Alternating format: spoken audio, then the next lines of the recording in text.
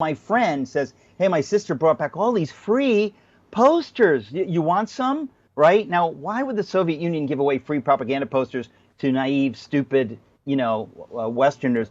So I I remember can't imagine choosing why. choosing one of Lenin and thinking, well, that sort of looks okay. And I put it up. I was living off campus in my room. My mom and dad came to visit, and my father looked at it, and he looked at me, and he said, Eric, could I speak with you for a minute? And it suddenly dawned on me. My father said, I want to ask you a favor. Would you take that down?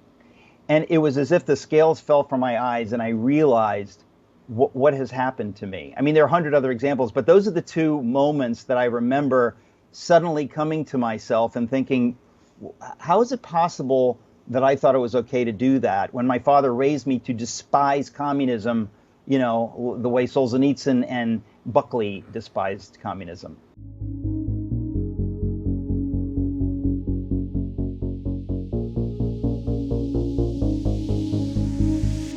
Let's back up a little bit further. You described sort of the immigrant family and you went into college somewhat conservative. Do you remember the moments where that started breaking up Yeah. at Yale, Oh, yeah. where the ideas were really infecting you? Yeah, can you talk about that? I've actually, I'll never forget it. In fact, I have just finished writing like the memoir of my life that takes me up to my 25th birthday and this dramatic conversion dream. And in there, I write about these two things. Basically, first of all, I was hanging out with a lot of different people, but the general milieu was secular, humanist, liberal. No question about it. And I was, by being raised the way I was, I kind of bumped into this, like, what's this? I didn't know that, oh, you can't say Oriental, you have to say Asian. You can't say, like, suddenly I was getting all of these things that, oh, you can't do that, you can't do this. And I was like, oh, so I was raised by people who didn't know this stuff, but now I'm at Yale where everybody knows everything. These are the future leaders, and I'm just going to go along with them. So you're picking this stuff up.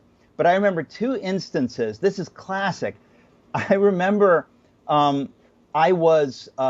we had a vote. Nothing has changed in all these years. We were having a vote whether our class funds should divest from corporations that were involved in South Africa, right? Because it was right before apartheid broke up and everything like that. And what I find interesting is that there was only one way to vote. In other words, it wasn't like, let's actually think about this. It was kind of the woke thing, like, are you going to say Heil Hitler or not? You're going to take a knee or not? We're not giving you choices. You know what you need to do. Are you going to do it? Here's your opportunity to do it and to show solidarity. So everybody voted the right way, except a friend of mine who, oddly enough, is a Democrat, but he was an economics major, and he said, no, I don't actually think it's going to help the people of South Africa if we do that. So he voted, okay, a different way. But here's the key. The next day in the dining hall, a very dear friend of mine comes up to me who was involved in this voting process, and he says, hey, your buddy Chris, he voted no. And I'll never forget, it's as if my whole upbringing, came to me, and I thought, this is America? You mean you looked at his vote and you dare to tell me that he voted the wrong way as though it wasn't an actual election? That's what they do in Red China. Like, I remember being chilled, just being horrified. Not too long after that, I had an experience where a friend of mine's sister, and I imagine this is still Reagan, so a friend of mine's sister went to the Soviet Union. This is like all the, the woke Manhattan elites send their kids to whatever schools, and there's a semester in Moscow to study economics. And she brought back a ton of propaganda posters. So my friend says, hey, my sister brought back all these free posters. You want some? Right? Now, why would the Soviet Union give away free propaganda posters to naive, stupid, Westerners? So I remember I can't imagine why. Choosing one of Lenin and thinking, well, that sort of looks okay. And I put it up. I was living off campus in my room. My mom and dad came to visit, and my father looked at it, and he looked at me, and he said, Eric, could I speak with you for a minute?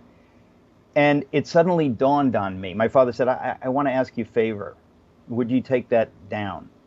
And it was as if the scales fell from my eyes, and I realized what has happened to me. I mean, there are 100 other examples, but those are the two moments that I remember suddenly coming to myself and thinking, how is it possible that I thought it was okay to do that when my father raised me to despise communism, the way Solzhenitsyn and Buckley despised communism?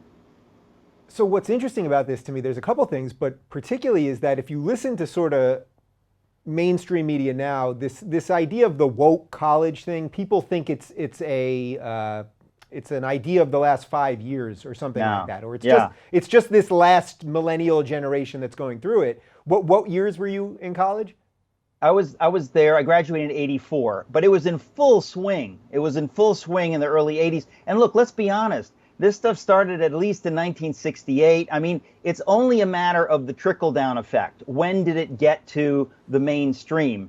And the fact of the matter is that Yale and places like that they're the worst offenders of this kind of stuff. If I ever had money, I wouldn't give them money. They are the absolute worst offenders. They have been leading the charge with this kind of stuff. So I saw this, maybe earlier than a lot of other people did, but it was in absolute full force. So I feel like we got to talk about that dream a little bit, because you told me you had a dream and it changed your life, but we need to know some details on this thing. Yeah.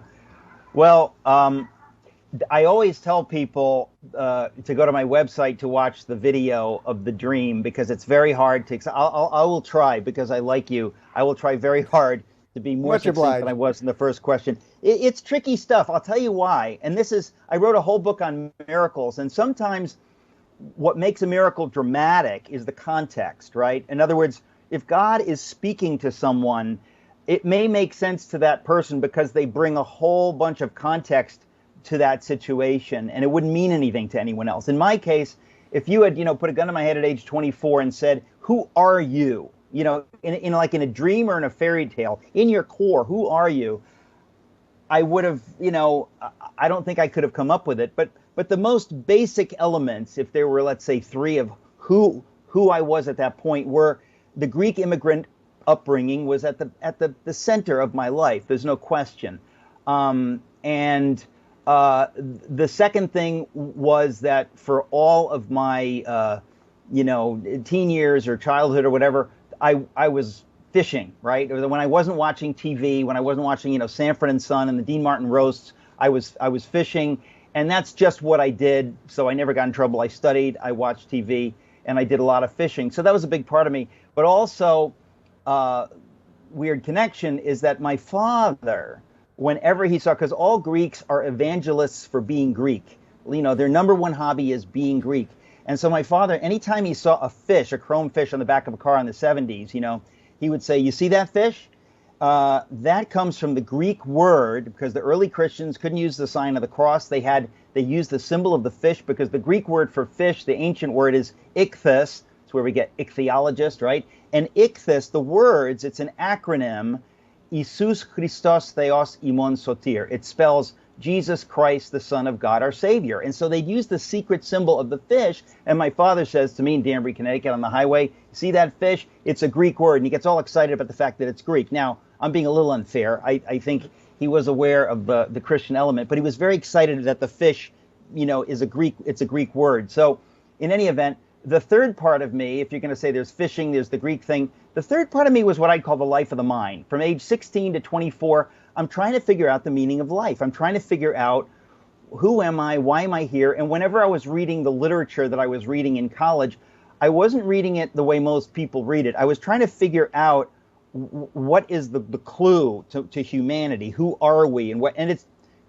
good art, that's what it does. It helps you understand what does it mean to be human, and so on and so forth. So I was trying to puzzle this out.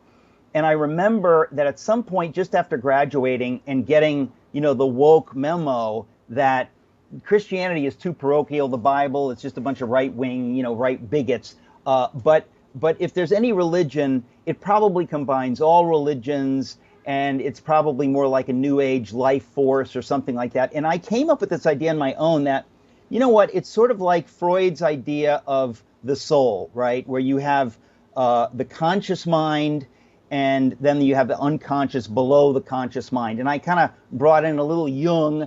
This is supposed to sound pretentious. I was an undergraduate, right? So I have this idea that maybe the goal of life is that the ice on the lake is the conscious mind, and that the water beneath it is the unconscious, or what Jung calls the collective unconscious, which is this God force or something like that. And I thought maybe that's what all religions are getting at. So the goal of life is to drill through the ice, so that you have an emotionally healthy connection between the conscious mind and the collective unconscious, or God, or whatever it is. Now, what does that mean practically?